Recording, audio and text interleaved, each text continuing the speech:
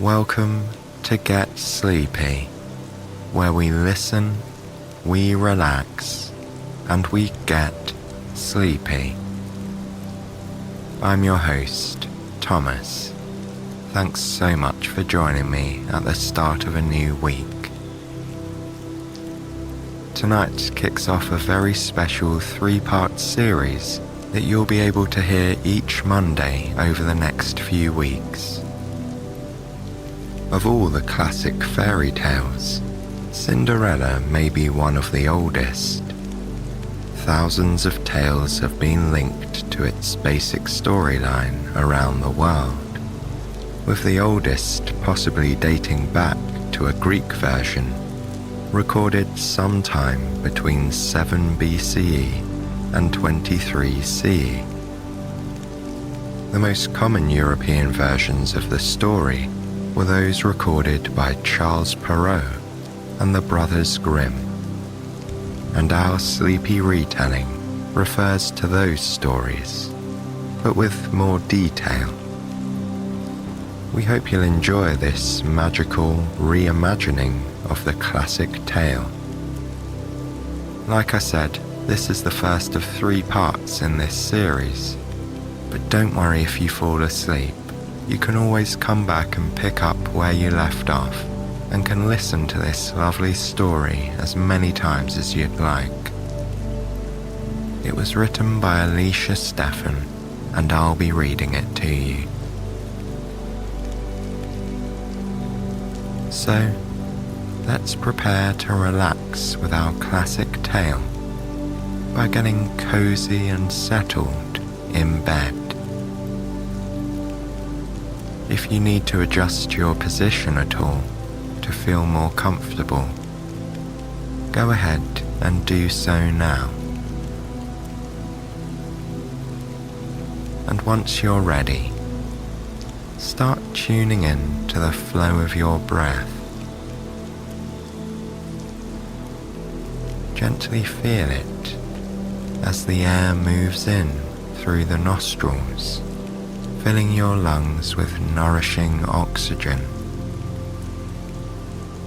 And when your body feels ready to do so, it naturally lets go of that air.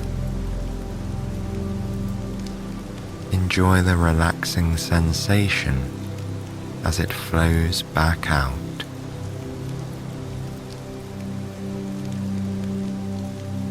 Keeping your breathing nice and steady, just spend a moment now being thankful for the day you've had. Today was another opportunity to embrace the miracle of life. It's really easy to take it for granted, to lose sight of how special it is to simply be living and breathing in this precious world. And we can all get down at times. We can all find life tough to bear in some moments. But ultimately, we are so lucky to be here. Therefore, my friend, whatever today brought your way, whether it was challenging or whether it was satisfying, I just want you to hold gratitude in your heart at this moment. You got to experience another day in your life, and now is your chance to be thankful and to rest and reset for another fresh opportunity tomorrow.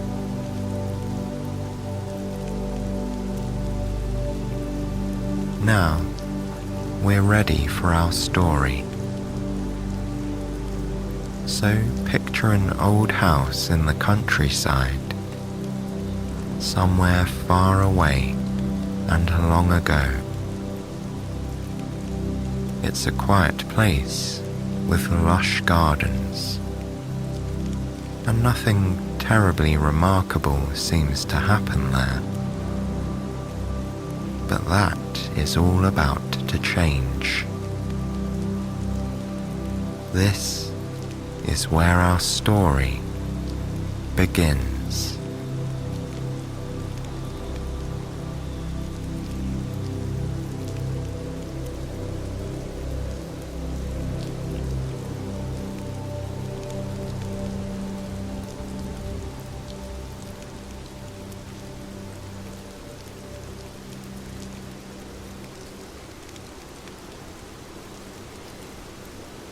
There was once a kindly gentleman named Malcolm who lived peacefully on a small estate with his daughter Arabella.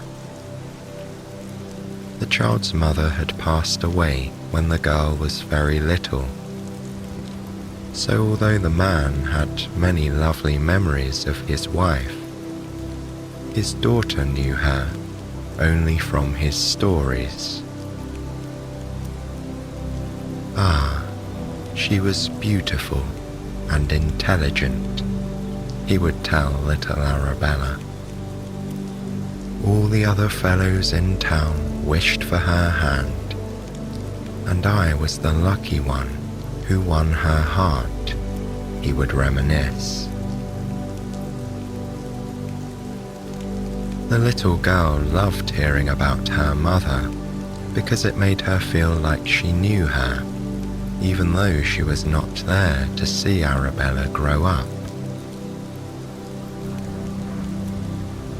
The gentleman and his daughter lived in a rambling old stone house that was just grand enough to entertain a few visitors, but not so enormous as to be pretentious.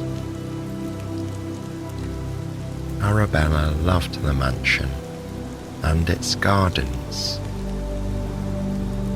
In particular, she was extremely fond of a special part of the courtyard that had been cared for by her mother. According to her father, his bride had loved nature, and she had spent many hours selecting the trees and flowers that would fill her little paradise. To make it even more enchanting for his love, Arabella's father had surprised her mother with a beautiful fountain, pretty stone benches, and an arbor. When his wife wasn't tending to it, she could often be found reading there for hours on end. Arabella inherited that love for the sweet little garden, and she took to spending time there when she wanted to find a quiet spot for reflection, or just to feel closer to her mother. It seemed to her that of all the places on the estate, her mother's garden had the most delicate flowers, the most refreshing breezes, and the most fascinating animal visitors. She felt most relaxed in that perfect spot, just watching the bees as they danced through the blooms, or the leaves as they drifted into the fountain. It was a perfect respite from the world. Their home was a short distance from other respectable families, but they didn't tend to go visiting or socializing. Without a lady of the house to organize such things, Malcolm found it a bit awkward to go calling on his neighbors. As a result, Arabella learned to entertain herself. She had a faithful little dog named Henry, who kept her laughing with his silly antics and offered her adoring companionship. With that, she was content. As much as Malcolm's love for his late wife endured, he did grow a bit lonely after many years of life as a widower. When Arabella was 15, he began spending time with a widow named Lydia, who lived nearby. She was a very respectable lady and handsome in a reserved sort of way. She had 2 daughters named Agnes and Imogen. Agnes was 17 and Imogen was almost the same age as Arabella. Although they were properly educated in the skills expected of young ladies, Arabella did not find them to be particularly stimulating company. Where Arabella might like to discuss books or horticulture, they would prefer local gossip. Where she might have thoughts to share about music, they preferred fashion. Arabella was polite to all of them for her father's sake, but she secretly found Agnes and Imogen a bit tedious. She reflected with disappointment that it was a shame they had so little in common, because she would have liked to have had some close friends. Under these circumstances, she had to make an effort to appear happy when her father brought her the news that he and Lydia were to marry. She and her father were very close, having only had each other for company all these years, and she had mixed feelings about the match. On one hand, she genuinely wished for her father's happiness. On the other, it would be a new experience for her to share her home and her private world with 3 other women, none of whom seemed to have much in common with her. Nonetheless, Arabella smiled bravely for her father and congratulated him, wishing him joy. The wedding of a widow and a widower was generally a quiet affair in those days. The match was privately made, and the lady and her daughters were soon installed at Malcolm's house. Although there were empty bedrooms available, some shuffling of chambers was inevitable. Arabella found that she felt obligated to politely offer her own room, which was one of the largest in the house, to Agnes. At 17, her new stepsister was, after all, the oldest young lady. Rather than graciously thanking Arabella for the swap, Agnes seemed to think the larger room was her due. She unceremoniously moved in, spreading her things everywhere in a jumble. Arabella managed to tamp down her own annoyance as the new occupant made a mess of her childhood retreat. Instead, she tried to focus on making her smaller chamber a cozy getaway,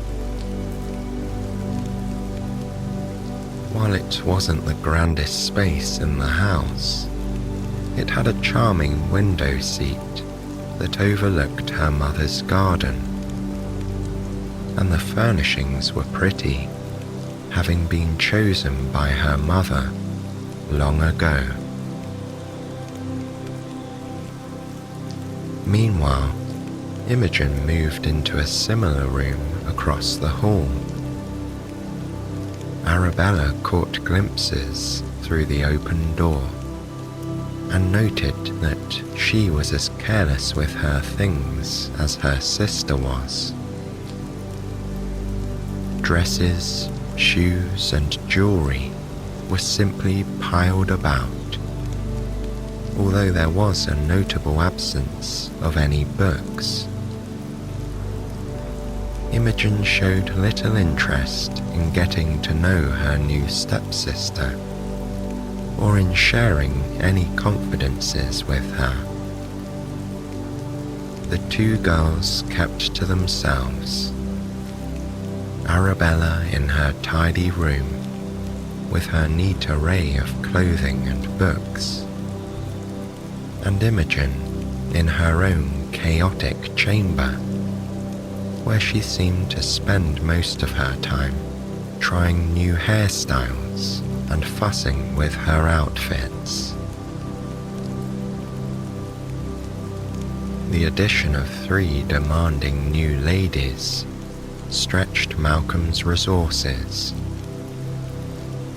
Arabella had grown up with a very small household staff. There was a kindly woman from the village who came to make dinner each day. She also had a daughter named Clara, who was a sweet and industrious girl. Clara served as a maid, helping with any household task that needed doing. Since it was just the 2 of them living there, Malcolm and Arabella had a friendly, easy relationship with both Clara and her mother. There was no point in formality. As soon as they had settled in, the 3 new family members began to feel comfortable asserting themselves. They thought nothing of bothering Clara to bring their breakfast up on a tray instead of appearing in the dining room. They dropped their personal items wherever they liked and expected them to be magically returned to their rooms. They even diverted Clara from her usual duties to help with their clothes or their hair. These were things they could have done perfectly well for themselves, but they fancied themselves to be very grand. They expected Clara to act as a lady's maid on top of her usual work.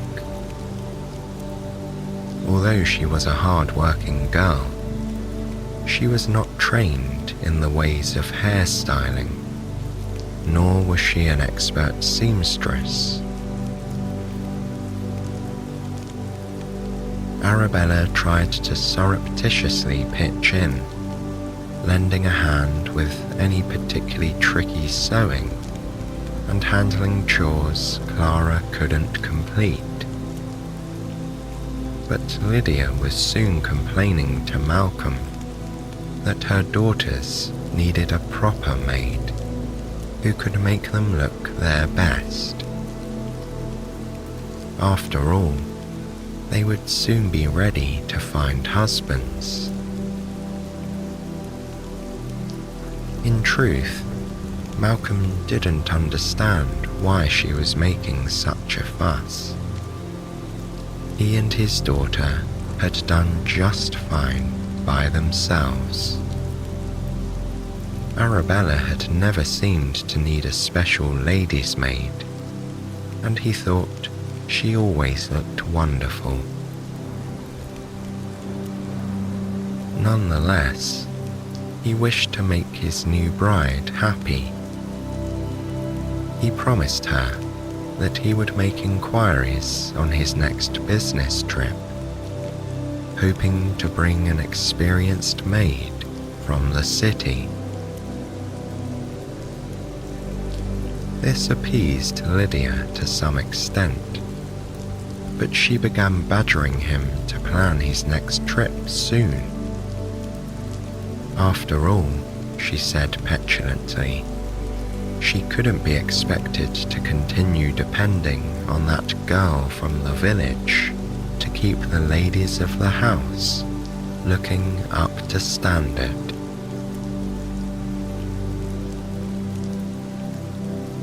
It was never clear to Arabella if her father's announcement of a new business venture was due to his own ambitions or those of his wife. But Malcolm soon revealed to the family that he would be setting off on an overseas journey. A trusted friend had invited him to join in on a new investment, he told them over dinner. It was nearly sure to be very profitable, he assured them. However, he needed to travel to a far country in order to make the proper arrangements. He expected to be gone for a couple of months. Arabella was quiet during the rest of the meal, as her stepmother and stepsisters showered Malcolm with requests for gifts and exotic goods that he might bring them. Lydia put on a somewhat unconvincing attitude of being sad that he was leaving, but her obvious delight that he would finally engage a new maid eclipsed her paltry show of regret. For her part, Arabella was dreading months of being cooped up with only her stepmother and stepsisters for company. Furthermore, she was worried about the running of the house. How would things be managed in his absence? After dinner, the two of them took a quiet turn together in her mother's garden. Malcolm held both of her hands in his and looked her directly in the eye. He told her that he knew she was prepared to take care of the estate while he was gone. He would be leaving them ample funds to support them for even longer than he expected to be away. Although Lydia would be officially in charge of his affairs during that time, he acknowledged that his new wife had little interest in official business. He was confident Arabella could keep the household running behind the scenes. Arabella was both flattered and nervous about the confidence he placed in her. It was true, she knew the house inside out, and she was on excellent terms with their small staff. She had learned from Malcolm at an early age, following his lessons on money. Most importantly, she was a sensible girl and a quick study. Nonetheless, it felt like a large responsibility.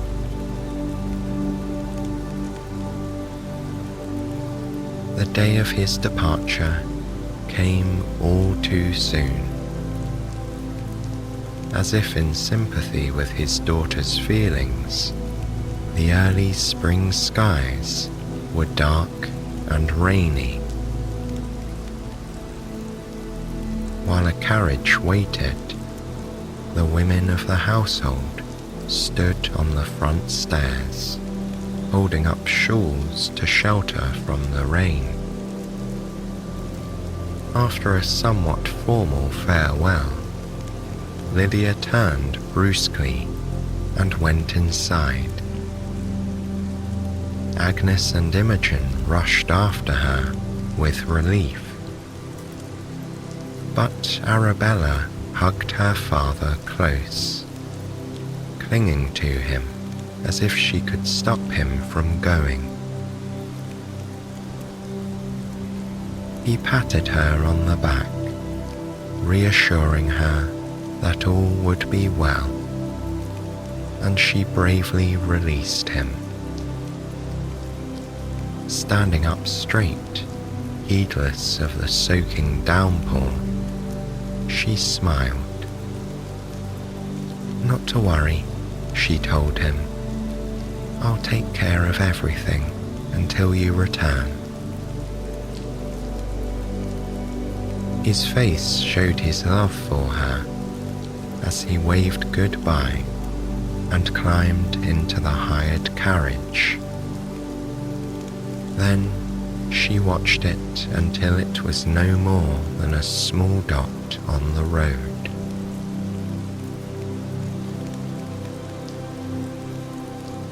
The tempestuous March and April days turned to a balmy summer. Occasionally, a letter would arrive from Malcolm, in which he detailed his foreign travels. The going was hard at times, he reported, but he was also experiencing exotic places he had never expected to see. In June, as the idyllic summer weather rested gently over the countryside, Malcolm sent a communique to tell them his travels had been extended.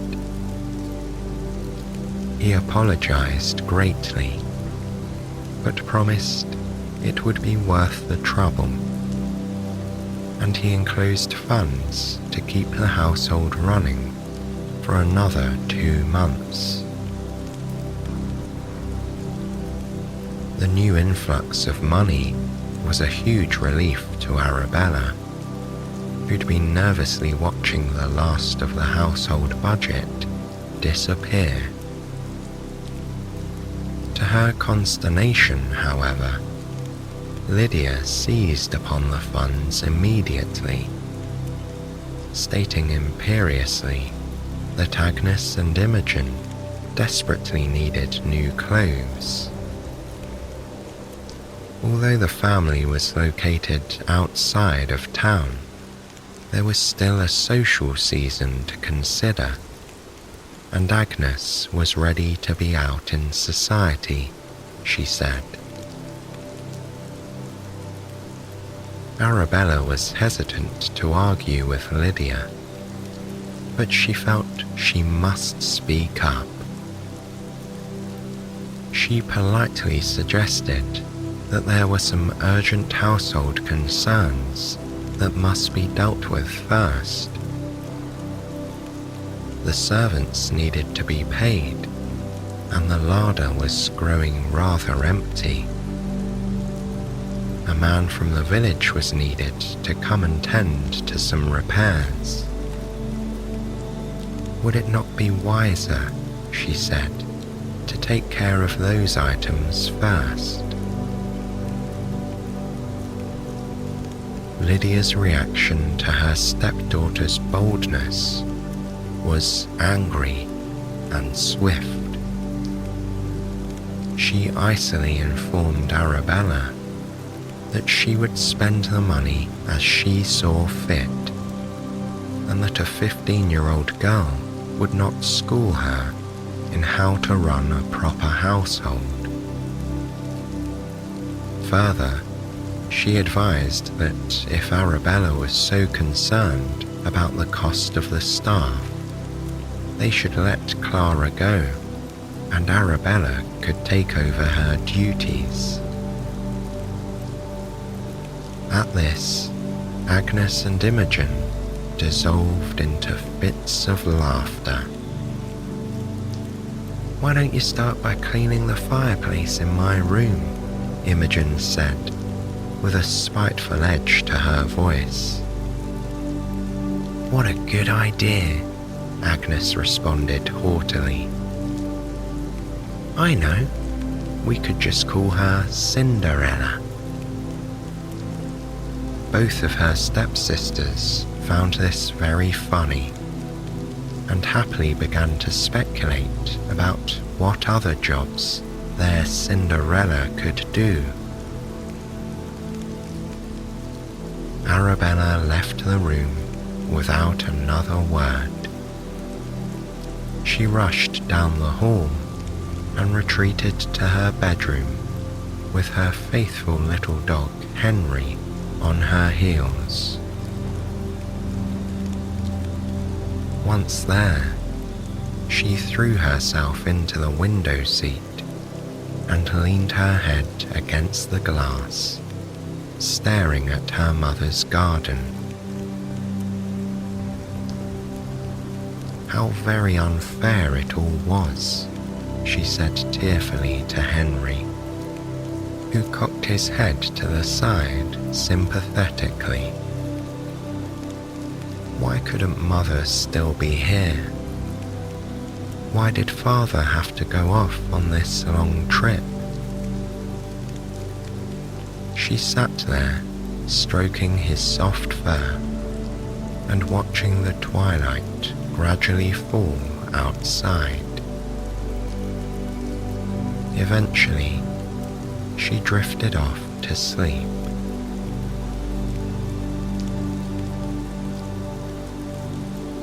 When Arabella awoke in the morning, the first thing she saw was Clara walking away from the house. Confused, she tapped on the window, asking her where she was going. In truth, however, Arabella knew the answer to that question. With a sinking heart, she realized that Lydia had no doubt dismissed the maid in order to put Clara's wages towards new clothes and other luxuries. Meanwhile, Henry was being very insistent about leaving Arabella's room. He was whining at the door and madly wagging his tail. Pausing to splash some water on her face and tidy her hair, Arabella opened it just as Imogen was exiting her own room, dressed for the day. Her stepsister halted on the threshold, staring at her appraisingly. Then she said, "Oh look, if it isn't Cinderella. Mother has sent Clara packing, so you have a few chores to take care of." Then, with a smirk, she added, "You might want to change into something a little better suited for hard work." With that, she turned on her heel and flounced off down the carpeted hall, her long curls bouncing defiantly as she descended the stairs. Arabella pondered what to do next. With Henry scurrying ahead of her, she went down the hall in the other direction and descended the back stairs to the kitchen. Cook was in there, beside herself. The kind lady couldn't afford to lose her position but Lydia was demanding that she somehow do the cooking and all of Clara's tasks. Arabella embraced Cook, who she'd known most of her life, and reassured her that she would not leave her to manage alone.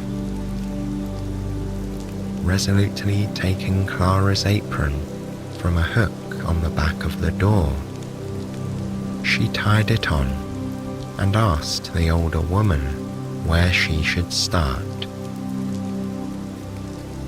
And that was the day that Arabella, former favoured daughter and the only lady of the house, became a servant to her stepsisters and her stepmother.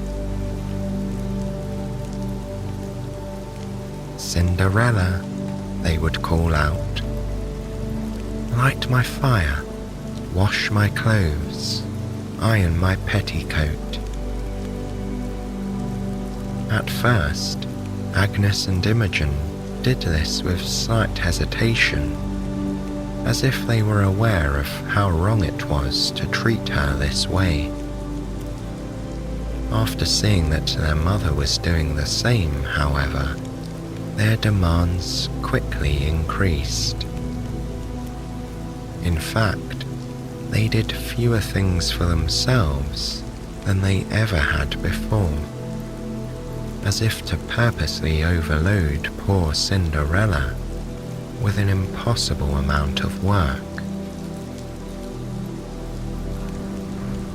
To humble her completely, they began referring to her only as Cinderella, as if her real name had been forgotten. In time, she heard their childish taunts in her own head, and she began to think of herself that way. After all, the new version of herself seemed to have little to do with the old one. And what else could Cinderella do? She'd promised her father that she would take care of the estate while he was away. Despite the length of his absence, which now stretched even beyond his last estimate, she felt sure that he would appear some day soon. How could she look him in the eye and say, "I didn't want to be a maid. That's why the household is a shambles"? No, it wouldn't do. She had been raised with the philosophy that living up to one's responsibilities was a point of personal honor. She would not disappoint him. Keeping this promise meant attending to the tiresome details of daily life. She mopped, she dusted, she polished the mirrors in which her stepsisters constantly reviewed their own reflections. The list of small responsibilities seemed to grow by the day, but there was nobody else to complete them. Furthermore, she was afraid of what Lydia would do if she had to get the money to hire another maid. The coin that her father had sent months ago was long gone. She'd noticed a few household objects vanishing. An antique clock, pieces of silver, a mirror with a heavy gold frame. If Lydia was selling her father's treasures, how long would it take her to get her mother's jewelry, for example, or to pawn her father's treasured books? Cinderella toiled, not to please Lydia and her stepsisters, but to hold together the home that she and her father had come to love. It was all she had left of her mother. All, that is, except the beautiful garden. As the summer months rolled into the autumn, and the hazy fall days chilled and turned to winter, Cinderella sought refuge in the garden in her few spare moments. Sitting on the bench near her mother's hazel tree, she watched the seasons go by, reveling in their quiet beauty. Her father had brought her mother the tree as a gift long ago. It told her that the Celts believed hazelnuts imparted wisdom and inspiration. This had delighted his bride, and she had always tended to the tree with great care. Her daughter now watched it for her, enjoying its yellow catkins in the spring and observing the creatures who came to take advantage of its nuts in the late summer. The scurrying squirrels and mice who pilfered its treasures made her smile.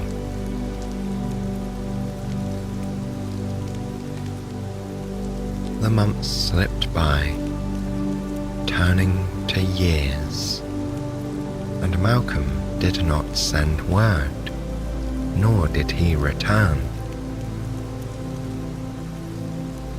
Although Cinderella was resolved to keep her spirits up, she couldn't help but fear that he was lost to her forever, and that she was now trapped in a position of drudgery in her stepmother's household. For drudgery was truly the way to describe her life. The cook continued to manage the meals, but it seemed that everything else fell to Cinderella. Lydia had continued to quietly sell items of value from various rooms of the house, and Cook whispered that the woman was also known to be running up a debt in town. Fortunately, Lydia didn't know the whereabouts of the jewels Cinderella's mother had owned, because the girl had wisely hidden them long ago, carefully burying the box under her mother's hazel tree. Undeterred by the truth of their circumstances, Agnes and Imogen continued to buy whatever new clothes and jewels they could acquire. After dressing up, they would take the coach out and visit fashionable people around the area, hoping to be invited to social events, for the two of them were both looking for husbands. Agnes was now 19, and Imogen was 17. It was not just rumours that kept them from attracting suitors. That was certainly a factor, but they were also lacking in wit. Neither of them provided entertainment, either by clever conversation or musical talents. Sadly, Cinderella's stepsisters were the very definition of mediocrity. In the absence of a fortune, they posed few attractions to the eligible bachelors of the region. Cinderella was 17 as well, of course. In fact, she was just a few weeks younger than Imogen, but there was no question of her going out in society. Not only was Lydia far too keen on showcasing her own daughters first, but Cinderella had no decent clothes to wear anymore. She was clever with a needle, but she was not a magician, and she'd had nothing new since being relegated to the role of scullery maid 2 years before. Once in a while, Agnes would toss one of her old gowns at Cinderella and sneer, saying, "Here, I don't want this anymore."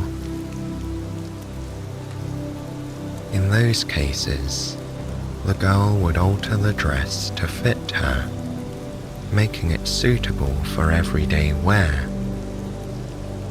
But in general, she'd made do with clothes that looked shabbier with each passing month. Compounding Cinderella's problems, it didn't escape Lydia's notice that despite her inferior clothing, her stepdaughter was luminous with youthful beauty. She had not had the advantage of dancing or deportment lessons that were considered essential for young ladies of society, and her lack of exposure to social events, even in the company of her family, left her without the affectations and coy flirtations of other eligible ladies her age. But while this may have seemed a disadvantage in society, it only enhanced her charm. As such, Lydia secretly fumed over the fact that no matter what she took from Cinderella, or what she subjected her to, she retained a natural grace and unaffected manner that made her even more beautiful. The wretched woman simply resolved to keep her out of view until her own daughters had found their matches.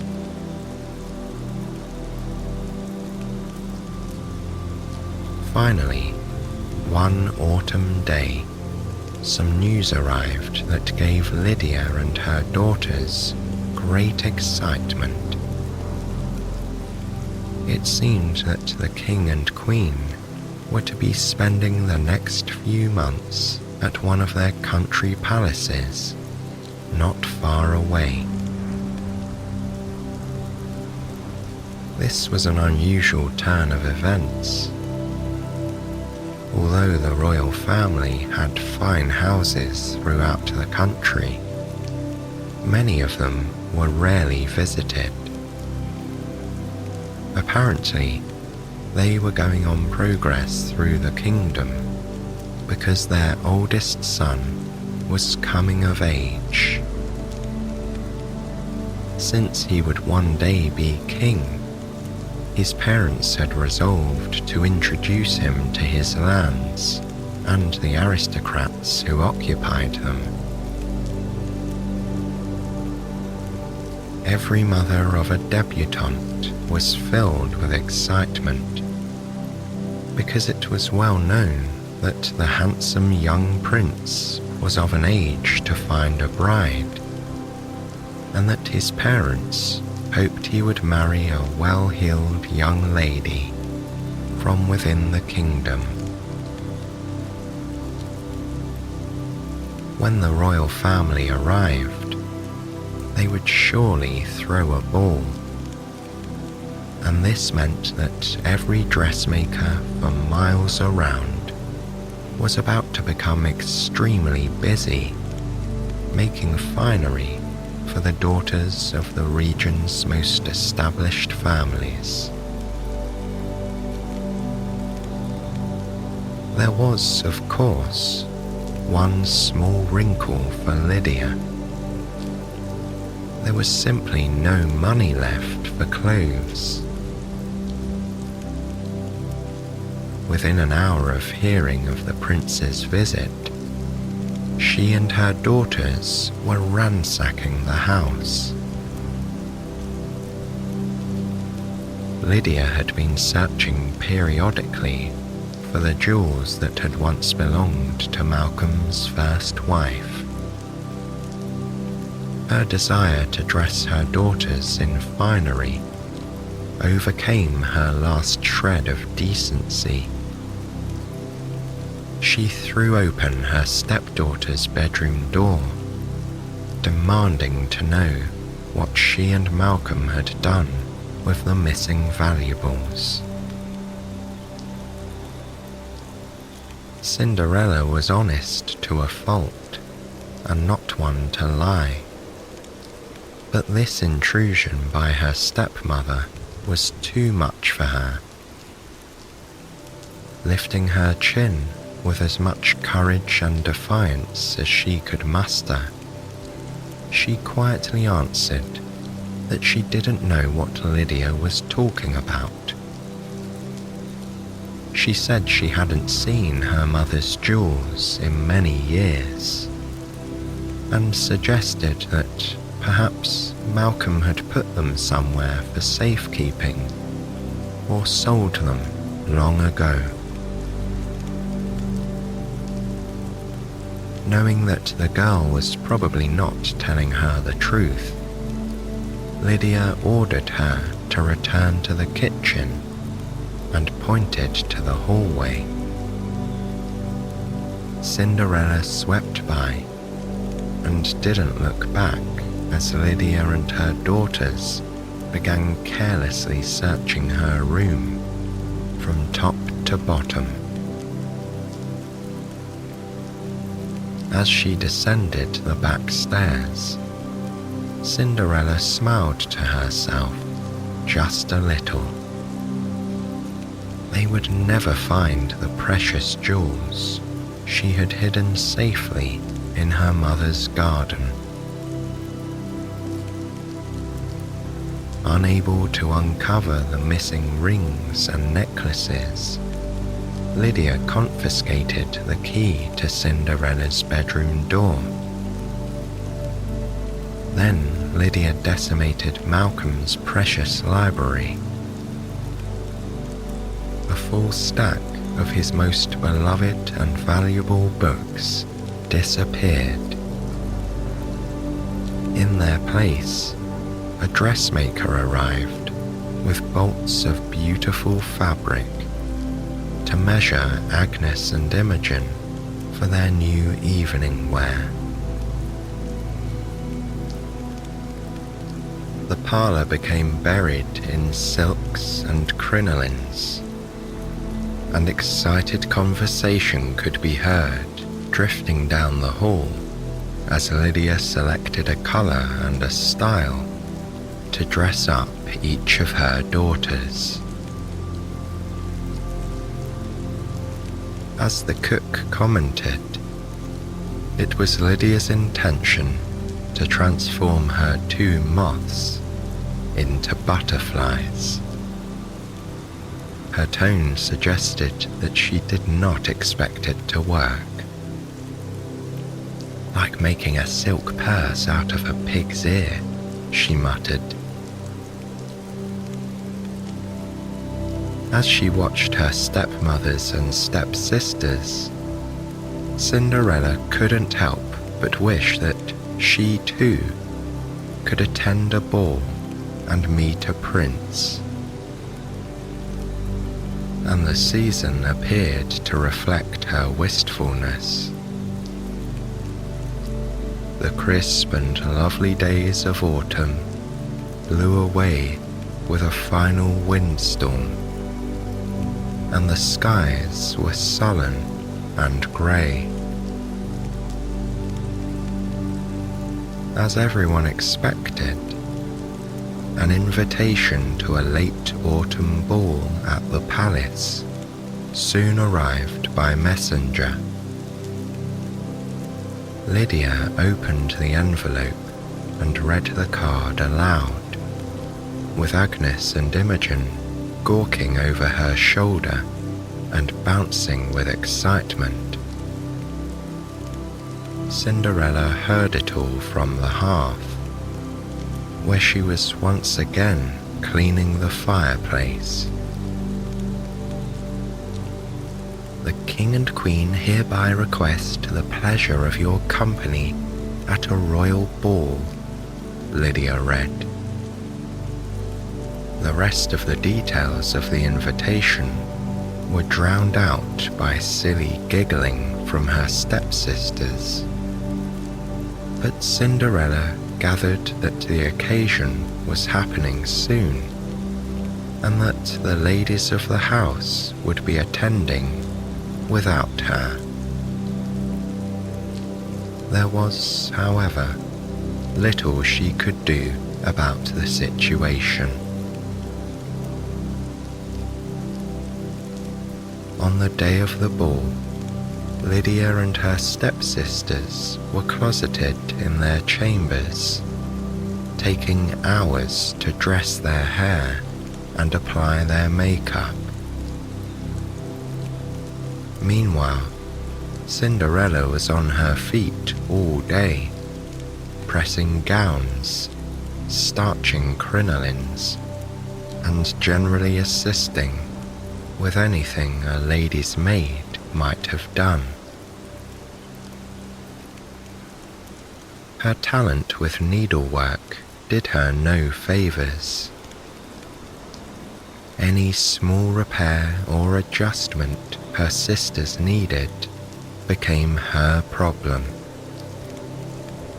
and her natural sense of style, something Agnes and Imogen lacked, made her quite a help with details such as the curling and pinning of hair into just the right place. Lydia had managed to borrow a slightly nicer coach from an elderly neighbour who wasn't attending the event. The chattering ladies were packed into the carriage, even as Agnes and Imogen argued about whose dress was finer and whether or not Imogen was allowed to speak to the prince when Agnes was the eldest. The coachman kept a straight face as he waited for the hubbub in the carriage to settle, but he and Cinderella exchanged a momentary look as she stood on the stairs in their wake. She was nearly sure he winked at her kindly. The small gesture brought a smile to her face and made her feel less forlorn as the horses began trotting and pulled the carriage into the distance. Wrapping her threadbare shawl more tightly around herself, Cinderella listened to the clopping of the horses' hooves as they echoed away in the distance. Instead of going straight inside, she found herself oddly compelled to stand there on the steps for a few more moments. A cool wind blew lightly across her, gusting a few tumbling fallen leaves with it. Turning to watch them go, she followed their path as they soared up into the sky, circled briefly, and then floated down and stopped in her mother's garden.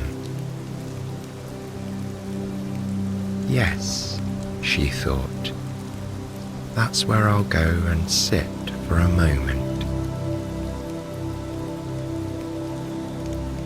Descending the wide front steps of the house, she followed a paved walkway through the overgrown hedges and opened the little gate that led to her special place.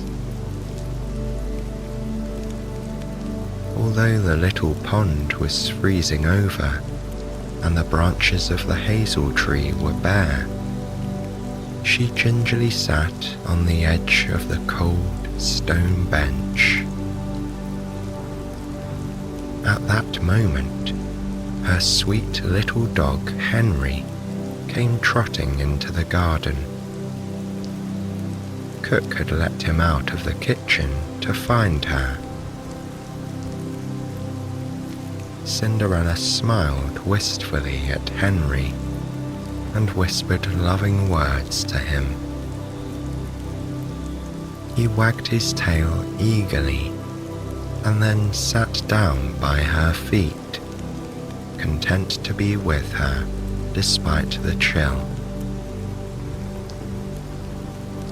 As she stroked his fur, she realized that her eyes were watering.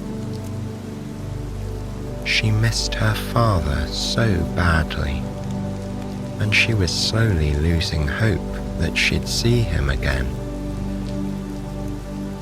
Worse yet, her life here had become a trying one.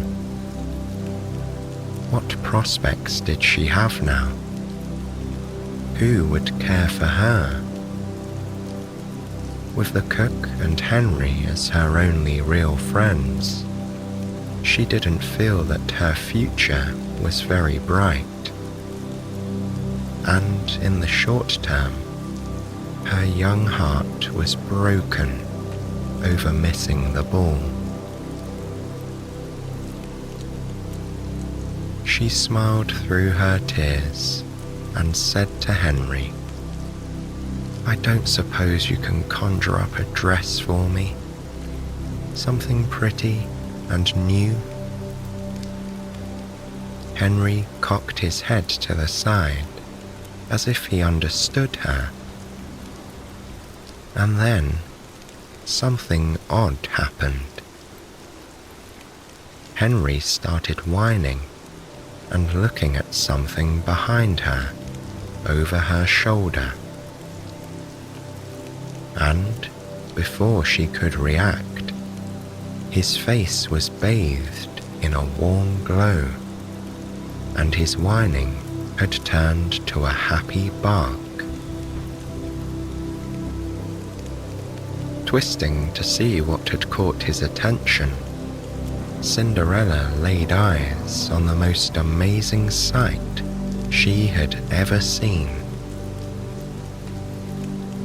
Standing in front of the hazel tree, she saw the shimmering outline of a woman.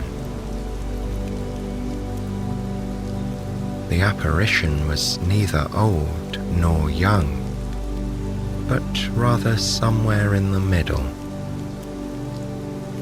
The lady was wearing a somewhat old-fashioned dress that Cinderella recognized as a style of yesteryear.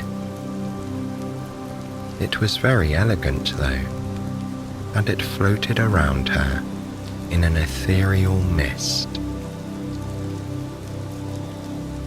In fact, the lady herself almost seemed to levitate, as if she were not bound by the laws of gravity. A halo of light surrounded her, suffusing her with a sparkling warmth that filled her speechless onlooker with a sense of well-being. Henry had stopped barking and sat expectantly, staring at the apparition. Meanwhile, Cinderella was tongue-tied. What to say first to a gorgeous apparition such as this one, appearing spontaneously in the garden? Luckily, the presence spoke first. "My child," she said with a concerned tone, "you are troubled. You do not need to tell me why. I have seen everything." Freed of the obligation to come up with something to say, Cinderella looked on, waiting to see what the lady would do next. "Your stepmother and stepsisters have been very unkind to you, and you have behaved admirably. You have borne a heavy weight in your young heart," she added. "Although you didn't know it, I have always watched over you. My presence is here with the hazel tree, with this garden planted and carefully nurtured, and with the jewels your father gave your mother as a token of his love." At this, Cinderella's tears actually began to flow faster. The realization that someone knew of her humiliations and her trials, and that she was not entirely alone, was such a relief that she could not help herself. As she wept quietly, the apparition smiled sweetly at her. "My dear," she said, "dry your tears. I am here to bring you gifts." Stepping or floating aside, she motioned to the branches of the hazel tree. Cinderella could not believe her eyes. Hanging on its branches was the most beautiful dress she had ever seen. It was a gold color that glimmered subtly from top to bottom. The voluminous skirt floated gently on the wind, flashing and sparkling in the darkening late afternoon. On the ground, she saw two dainty, matching slippers, and hanging on a nearby branch was one of her mother's necklaces. It was a delicate thing, made of diamond and topaz. This last detail confounded Cinderella, for she was sure that her mother's topaz necklace had been safely buried with all the others. Nonetheless, there was no time to check on the box now. Cinderella jumped to her feet, whispering her gratitude and almost afraid to touch the beautiful garment in front of her. Then her face fell. She turned to the lovely apparition and said, "But how will I get there? I don't know the way, and our carriage is in disrepair for such a long journey." At this, the lady smiled and told her not to worry. She would manage everything. Then she gently waved her hand through the air, and like magic, Cinderella was wearing the dress and exquisite slippers. Best of all, she could feel the weight of the topaz necklace around her neck. She placed her hands gently upon the jewels, and then up higher to touch her hair, which had been magically arranged in a lovely mass of curls. Exuberantly, she spun in a circle, watching the dress rise around her like a feather on the wind. She was glowing inside and out. The apparition smiled appreciatively at the results of her work, and then flipped her hand in the direction of the vegetable garden, where two squirrels were examining an enormous pumpkin. Instantly, a fine coach was standing in the driveway with two tall, chestnut-colored horses. They whinnied lightly, as if surprised to find themselves there. Cinderella gasped with happy surprise at the sight. Then she heard a quick bark and turned to see that Henry was gone. In his place stood a diminutive coachman dressed in fine livery. He grinned at her as if they were old friends. Then he bowed ceremoniously and cheerfully indicated that she should step up to the carriage. Cinderella clapped her hands over her mouth in amusement and delight. Henry would be driving her to the royal ball.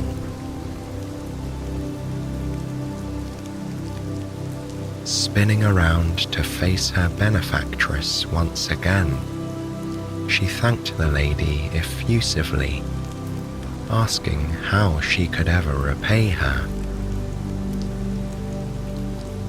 The shimmering vision laughed sweetly and gestured magnanimously. Then she looked the happy girl in the eye and said, "Darling, I am your godmother, and it is my job to make you happy. This will be a beautiful night, but you must heed my words with care. At the stroke of midnight, all of this magic will vanish. The carriage will once again be a pumpkin. The horses will be squirrels again and scamper off. The coachman will regain his canine shape, and your beautiful dress will be replaced by the rags you wear to clean the fireplace. You must take care to be home before the stroke of midnight, or you will be in quite a bit of trouble. Do you understand?" Cinderella nodded soberly. She would not forget her godmother's words.